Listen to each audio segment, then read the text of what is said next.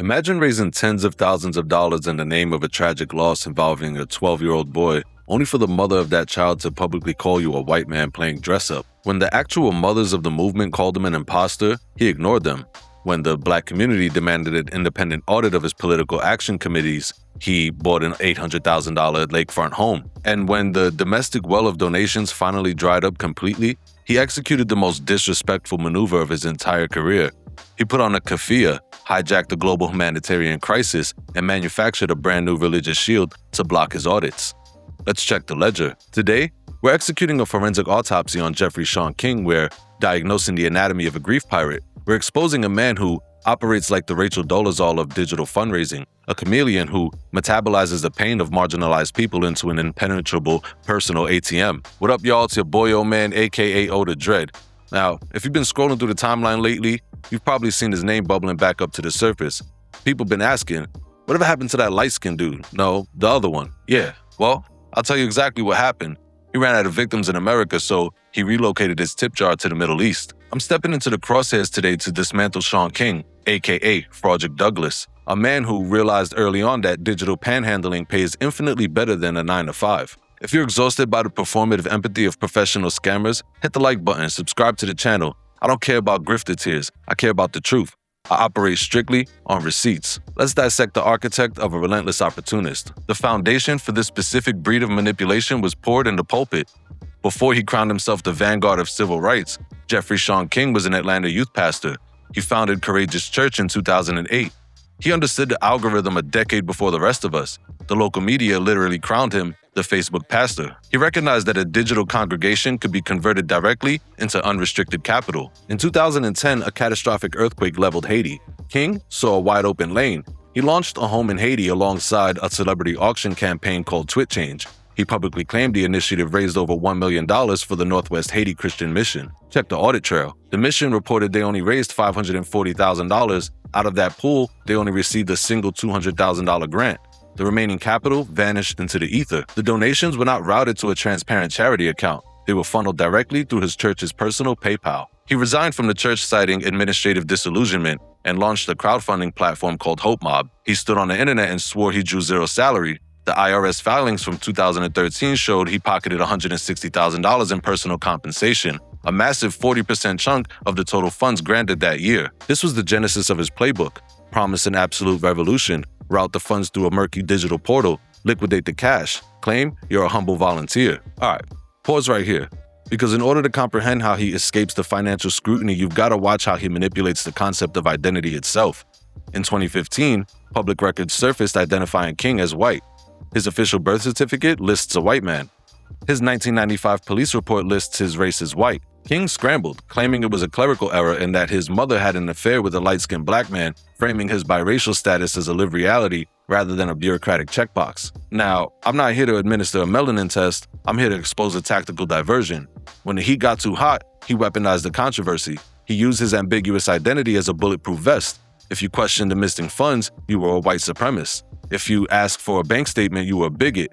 He used the Dolezal comparisons to turn himself into a perpetual victim. Following the Ferguson protests, Cotton Luther King pivoted aggressively from charity work to outrage journalism. He secured a job at the New York Daily News. He aggregated the pain of marginalized communities and monetized the clicks. He founded an organization called Justice Together. When his own board of directors demanded access to the IRS bank statements, he unilaterally dissolved the entire organization without notice and wiped their names from the website. He co-founded the Real Justice PAC, Political Action Committee. Campaign finance disclosures caught him pulling $4,000 a month while publicly parading around as an unpaid volunteer. The PAC blew $460,000 on legal defense fees and paid a $75,000 settlement to a prosecutor he falsely accused of misconduct. Then came the Grassroots Law PAC. This organization raised millions riding the wave of the Defund-the-Police movement. Independent investigators pulled the curtain back. The PAC liquidated $40,000 of donor money to purchase a show-quality mastiff named Mars. Let that completely sink in. A political action committee designed to fight systemic racism spent $40,000 on a designer dog.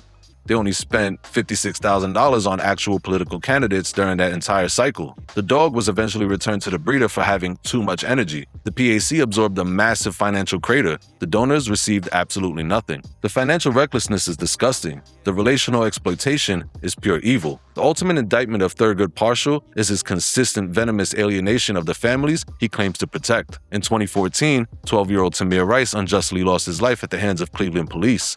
Shaun King and his digital associates launched the $60,000 You Caring fundraiser. They executed this operation completely without the knowledge or consent of Tamir's mother, Samaria Rice. Because of this unauthorized internet vigilantism, the local probate court seized the assets. They locked the money in a restrictive estate. Samaria Rice was temporarily forced into a homeless shelter because she could not stand to live near the site of the tragedy. She couldn't access the crowdsourced funds freely. The court extracted $23,000 to pay her former lawyers while she struggled to survive the elements. In 2021, Samaria Rice publicly condemned King.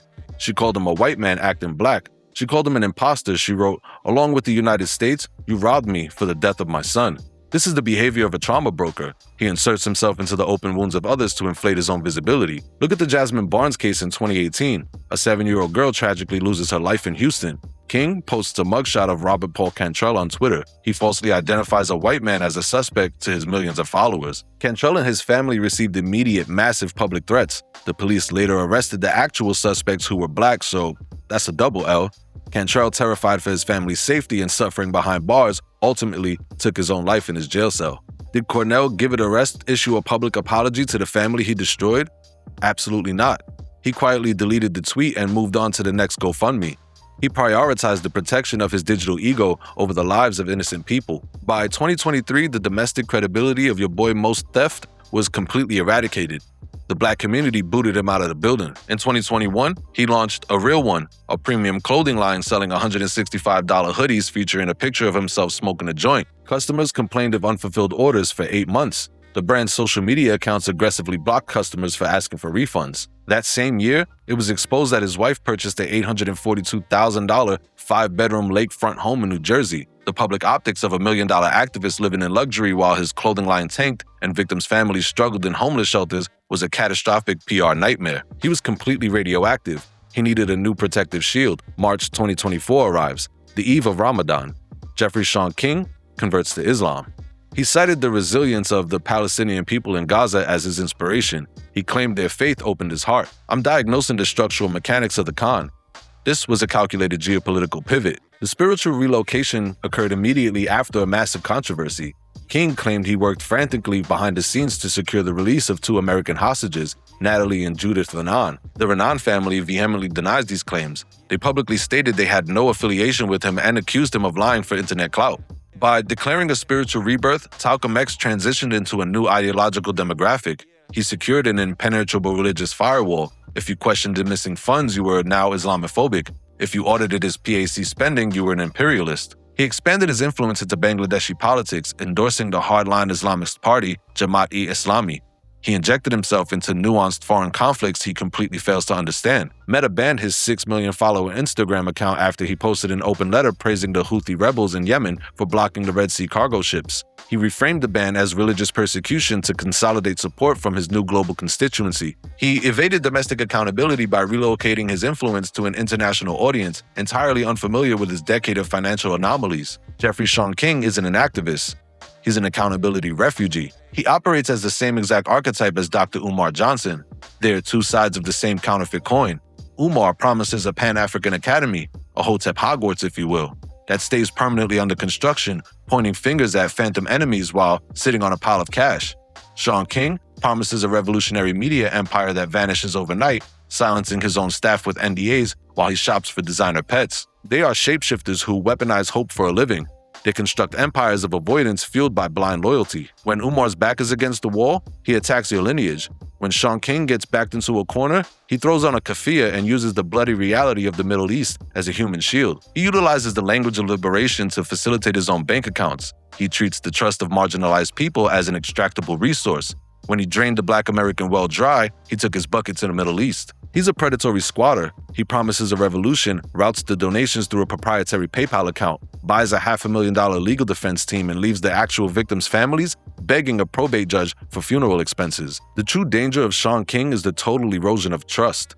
Every time he launches a fraudulent PAC or an unfulfilled clothing line, he poisons the concept of genuine grassroots organizing.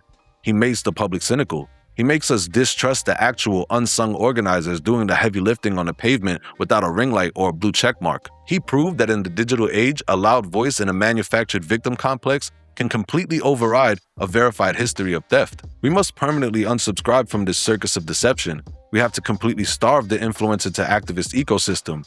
Charisma is sufficient to build a Twitter following, but only sustained, audited transparency can build a revolution. Stop subcontracting your civil rights to digital shapeshifters. Stop letting tragedy pimps harvest your hard-earned money.